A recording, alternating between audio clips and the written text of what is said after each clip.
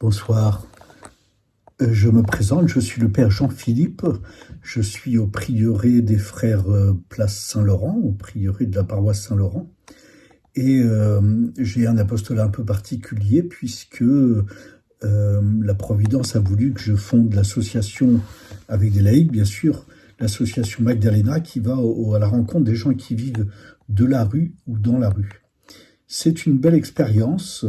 Et puis, en fait, ils me font découvrir personnellement, hein, et alors que ça fait 20 ans, 25 ans, même 30 ans que cette association a commencé. Et ces rencontres avec les plus pauvres de la rue ou les personnes qui vivent des situations de prostitution me fait découvrir combien c'est important. Vous savez, Mère Teresa, elle parle de ça, du sourire. Moi, personnellement, j'ai redécouvert la foi, j'avais 20 ans à peine. Et en fait, j'étais à la recherche d'une raison de vivre. Je travaillais en usine, je fréquentais une bande de jeunes, on allait en boîte,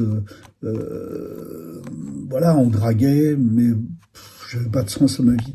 En fait, je dis souvent, le plaisir, je savais ce que c'était, même si jamais touché à la drogue, un petit peu à l'alcool, mais j'étais jeune, la drogue, elle n'était pas encore arrivée, heureusement pour moi, quelque part. Mais surtout, voilà, je cherchais un sens à ma vie et j'arrivais pas à le trouver. Et en fait, je l'ai trouvé quand j'ai commencé à travailler dans un atelier de réparation automobile et on m'a mis à travailler avec un chrétien qui s'appelait Fernand Marie. Et en fait, c'est chouette parce que il m'a fait découvrir plusieurs choses. La première chose qu'il m'a fait découvrir, c'est Marie. En fait, très vite, je me rappelle un événement, voilà, j'avais fait tout un cheminement dans mon cœur. Moi, Dieu, j'avais peur, parce que les chrétiens, pour moi, c'était des gens qui donnent des leçons, qui sont pas très sympathiques, qui sont pas très ouverts. Et moi, comme je vivais pas mal de galères, avec pas mal de violence dans ma vie, un viol quand j'avais 12 ans, et voilà, j'étais pas heureux, j'étais méfiant, et puis là, j'ai trouvé quelqu'un d'ouvert, quelqu'un de joyeux. Ça, c'était chouette. Pour moi, l'espérance, elle se témoigne, elle se voit sur le visage, quoi. Et ça a été très chouette. Et en fait, il m'a fait découvrir la Sainte Vierge, pas simplement lui, mais la manière dont il en parlait, qu'il en témoignait. La deuxième chose que j'ai découvert, c'est l'Eucharistie. Ah, mais vous pouvez pas savoir. Quand je me suis converti, j'ai compris ce que c'était que l'Eucharistie. Jésus qui se donne à chacun de nous, et surtout quand on galère et qu'on a besoin de lui. Et j'allais à la messe tous les jours, hein.